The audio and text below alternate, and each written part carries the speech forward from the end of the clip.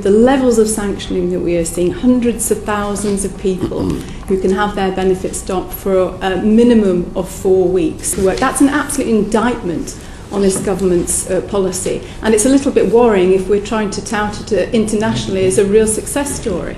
Well, can I just say I don't agree with any of that. It's not a surprise to you. I actually believe the sanctions regime as applied is fair. You'll always get the odd case, and people die let me finish. No, I don't agree with that. Firstly, the reason that this whole debate has become so toxic is a cynical demonisation campaign of people on benefits by this government. What they are doing, and you can nod your head in as much as you want, you can shake your head as much as you want, Ian, but what they've tried to do is redirect people's justifiable anger at the ever-declining living standards from those at the top who caused this crisis to people's neighbours down the street. The working poor against the unemployed over benefits, non-disabled people against disabled people.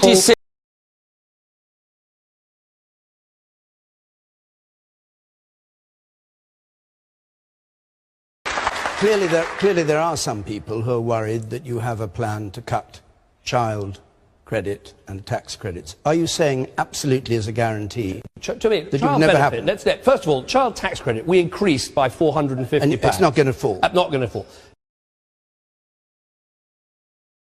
Okay, I voted Conservatives originally because I thought you were going to be the better chance for me and my children. You're about to cut tax credits after promising you wouldn't. I work bloody hard for my money to provide for my children, to give them everything they've got, and you're going to take it away from me and them. I can hardly afford the rent I have to pay. I can hardly afford the bills I've got to do, and you're going to take more from me. All right. Shame on you! About are tax credits for people in work. The Prime Minister knows that, he understands that. Can he now give us the answer we're trying to get today? Very interesting that the Prime Minister still refuses to answer the fundamental question. This is not a constitutional crisis. This is a crisis for 3 million families in this country. That has happened under this government. But above all, she will benefit because we've got a growing economy, because we've got zero inflation, because we've got 2 million more people in work.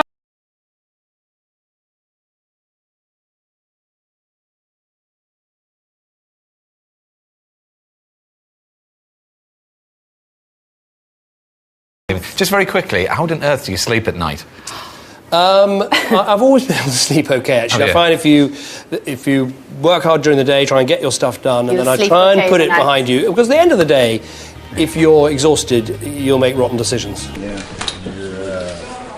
Thank you, Honourable Friends, and I think the one thing that we can tell from the Honourable Gentlemen who are having a wee chat amongst themselves, this perhaps is exactly the problem with this government. They do not listen to anybody. They sit and have their little chats because they're bored with the common people on this side trying to help them. And they can say whatever they like. That's how it looks to me. Oh, I'll give way to them. Why do we need a referendum? Well, I think when our Parliament is giving up powers, is passing powers to someone else, they should ask us first, the people, in a referendum. Don't you think all of us should have a say in the referendum that we were promised? If there were a referendum on Britain's continued membership of the EU, he would vote to leave. A third of the Cabinet agree with him. How would the Prime Minister vote? Well, as I said, I don't want an in-out referendum because I'm not happy with us leaving the European Union. I hate to disappoint the honourable gentleman, but we're not having a referendum on in or out.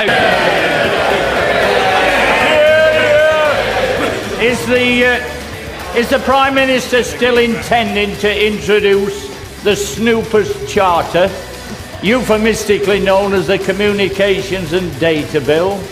Does he realise that he'll be spying his government on more people in Britain than even all the press barons put together? Where did he get this advice and idea from? Was it down at Wapping? Was it his friends down there?